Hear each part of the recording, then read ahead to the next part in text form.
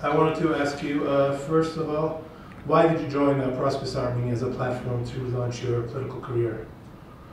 Well, first and foremost, I have no disagreements with the general platform of the party. I've been following their activities in this past 4 or 5 years. I think the way they've handled, the process, their involvement was pretty much in line with my understanding. And as I said, as far as the platform is concerned, I do not have disagreements. Also, given the political clout and the popularity that the party has, for me it was a way to get to that ultimate target that I had set before me the moment I left my position as foreign minister, that eventually in Armenia we need a political balance, checks and balance, not only in the parliament but also in the overall political system. And I think this is our opportunity.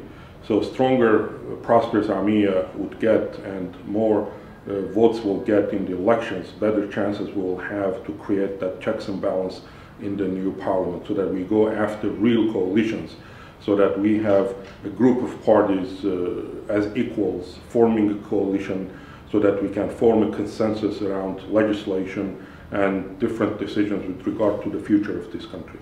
Okay. Did you consider other parties? Well, I was in talks with other parties too, but for the reasons I just mentioned, my preference was indeed, at the end of the day, was Prosperous Armenia. Okay. Now that you've joined Prosperous Armenia, assuming that the party will focus more on pushing for democratic reform, nation building, encouraging citizens to defend their rights, civil society strengthening, and so forth, what will that entail? Well, as a general principle, I think what we're lacking today here is the equal application of Armenia's laws and constitution to all its citizens. I think there's a lot of, arbitrariness in the way our laws are applied. The problem is not that our laws are not good. I think they're fine, but they're not equally applied. There's a lot of discrimination. There's a lot of nepotism. We got to stand way above this as government, as political parties. We got to be fair when it comes to our citizens.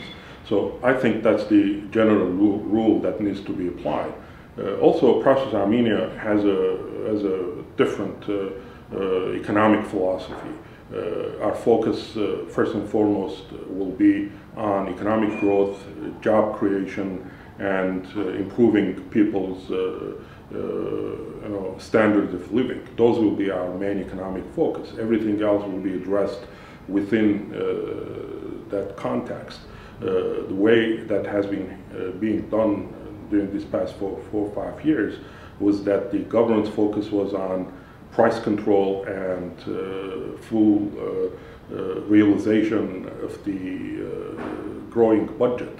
The way the policies were applied, basically focusing on those two, had gone counter to economic growth. Because if you want to control prices, that means you got to apply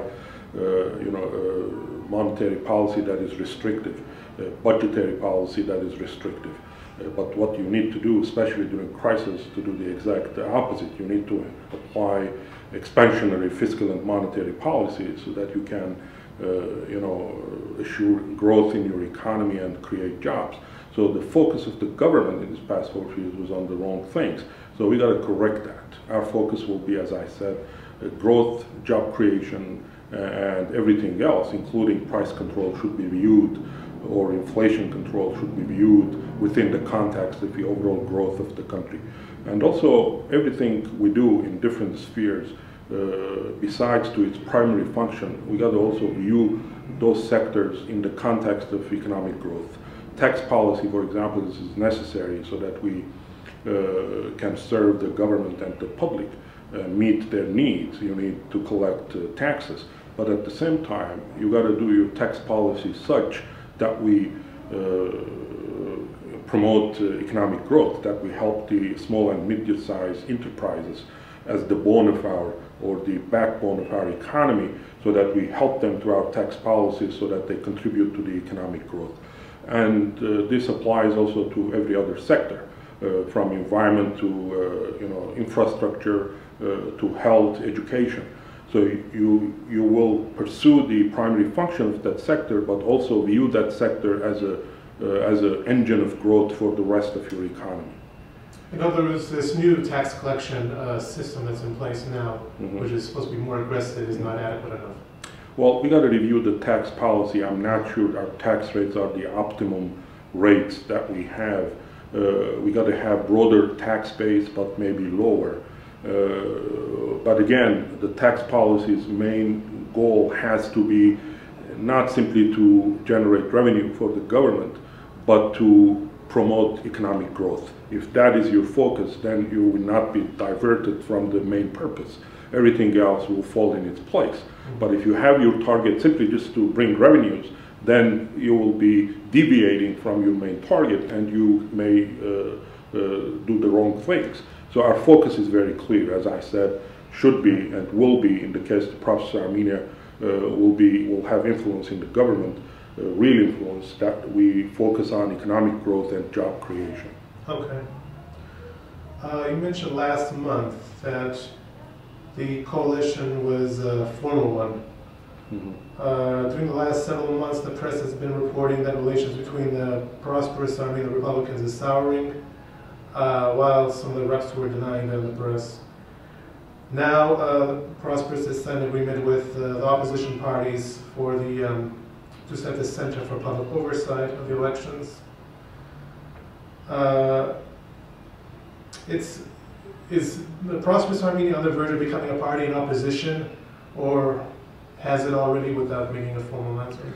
Look, the moment the coalition partners announced that they will be going to this parliamentary election alone, not with a one list, from that moment we had no choice but to look at these parties as a separate, political forces, regardless of their past.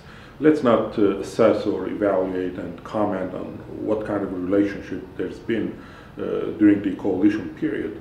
The moment they announced they're running alone, each with its platform, we got to assess the party according to what they say, what they do, and what they propose, to the public. So in that sense, I think Prosperous Armenia today is a serious alternative to the ruling party. It's an influential party, has a lot of support. Most of the polls puts us, the first place. So people, have high hopes with Prosperous Armenia. And we got to look at this arrangement, Prosperous Armenia and the ruling, as alternatives to the public, because these are influential parties and each has different platform. They're proposing different, alternatives. So rather than calling the Prosperous as an opposition party, I will label it as an alternative to the ruling party. Have the details regarding what the Center for Public Oversight of the elections, have those been worked out yet? Well, we had our second meeting today. We're still having some problems with the Rafi Ovanesyan's party, Jaran Kutyun. They still have some conditions that need to be met, but overall I think the process is moving forward.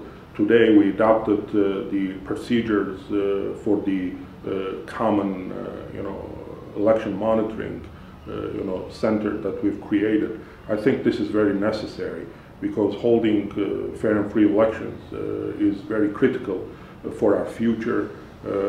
People should have no doubt about the outcome of the elections. They got to trust the new parliament, the new government. That's extremely important to assure that the public would have trust in the system and in the government. This kind of cooperation among the parties is hugely critical.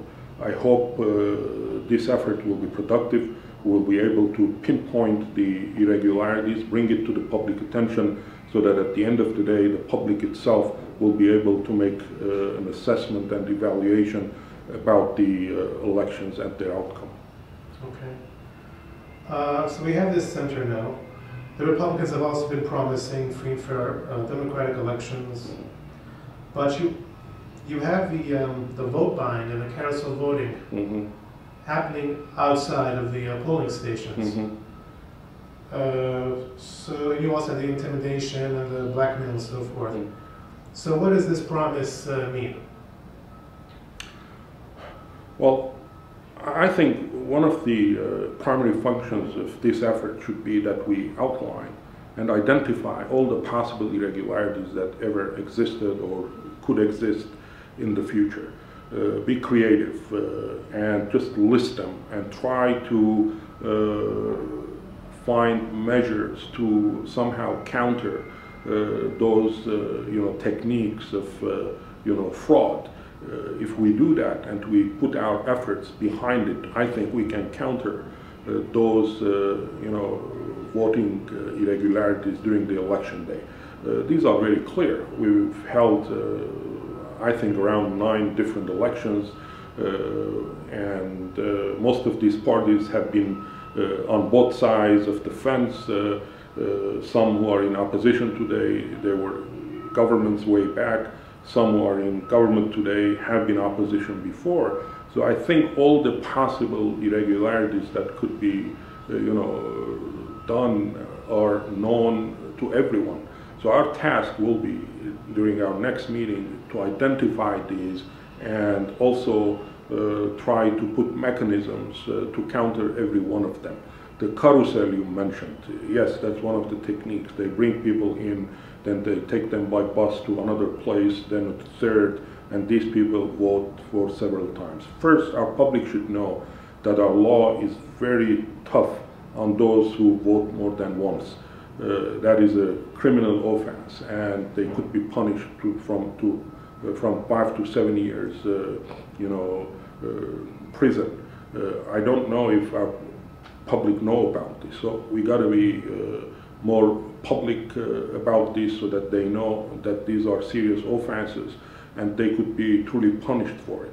So once we know what they can do, if we can just attach someone to those buses to follow them, whether they go to another polling station or simply they take them back to their homes, then we can, make a judgment. If there's a violation, we bring it, to the attention of the monitors. We can record them.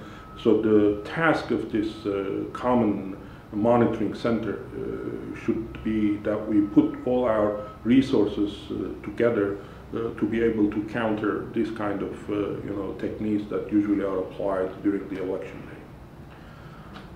In the weeks leading up to the last elections, there were allegations that Prosperous Armenian members were handing out sacks of potatoes and flour and so forth. Is there a mechanism in place now to ensure that's not going to happen again? Well, look, this common monitoring center will monitor all parties' activities. Prosperous Armenia is part of this effort. Mm-hmm. If the very Prosperous Armenia party, engages in, activities that are deemed irregular, then those also should be brought to the public's and international monitors' attention. But let's not forget one thing: that Prosperous Armenia party has a philanthropic arm, and they've been engaged in these kinds of activities for the past 5 years. Every single year, whether there's been election or not, the party or its philanthropic arm has helped the farmers during the farming season, and the elections have coincided with the farming season. If something that's been done in the 5 years, simply that we have elections this year, I don't think they should stop it, because the farmers will suffer from it. So we got to be very careful in our assessment. If it's done for political purposes to get votes, then should be condemned. But if it's a part of the general pattern, then we got to make fair and equitable assessment of the activity. So we got to be careful, and this applies not only to Prosperous Armenia, also to the others. But suddenly, if one party that has never done philanthropic work, they don't have a philanthropic organization, and suddenly they start distributing food and other things to the public, that is clearly politically motivated and should be assessed as such. Okay. Assuming the status quo remains in Parliament, in other words, Republicans retain a majority, mm-hmm. Is it going to be possible to work with them and get a clear to them that they have to stop doing whatever they want to and start working for the interests of citizens, you know, raising the minimum wage, for instance, increasing social services, you know, pensions and so forth. Is that going to be possible? Well, it's too early. Well, Prosperous Armenia does not have enemies. One of the positive things that this party has, which was very attractive for me, that during these past years they have not created enemies. They've never engaged in mutual discrediting or that sort of thing. Prosperous Armenia has the option of getting into cooperation, with all parties, without any exception. So it's a little bit too early to talk as what kind of, formations, can be achieved after the elections. Our focus now is to, concentrate on elections, to go and fight fairly, present our platform to the public, ask for their support. And our goal is to win in the elections and have a majority so that we can form government and also, implement our, programs for the benefit of the people. Okay, what about apathy, voter apathy, for instance? Some people are just, they're not convinced that there's going to be free and fair elections. You know, they say, you can't do it, you can't do it, these are the types of things. Yeah. Unfortunately, that apathy is out there. We gotta, work with the public, tell them that give the system another chance. It seems like, the forces are aligned in a way that we may have, with your help, better election this time. That's why I've always said, and I continue to say, that these elections are extremely critical. It seems like this is going to be the last, straw. So we got to be extremely careful that we do not add to the frustration of our public. Just the opposite, we got to gain their trust into the system, and we have that opportunity. So apathy is there, we got to deal with it, but the people also should understand that more active they are and more participatory they are, less are the chances for, for fraud. Because the biggest fraud usually is conducted by bringing people to vote on behalf of others. Those who do not go to vote, they bring others vote under their name. If you're out there, you voted, and you have the check mark in front of your name, that means you're lessening the chances of others coming and abusing your name and voting on your own behalf. So that's why I will urge our public that they give another chance to the system and go out there and be very active, vote and express your opinion by your vote, hoping that we can change things to the better in Armenia.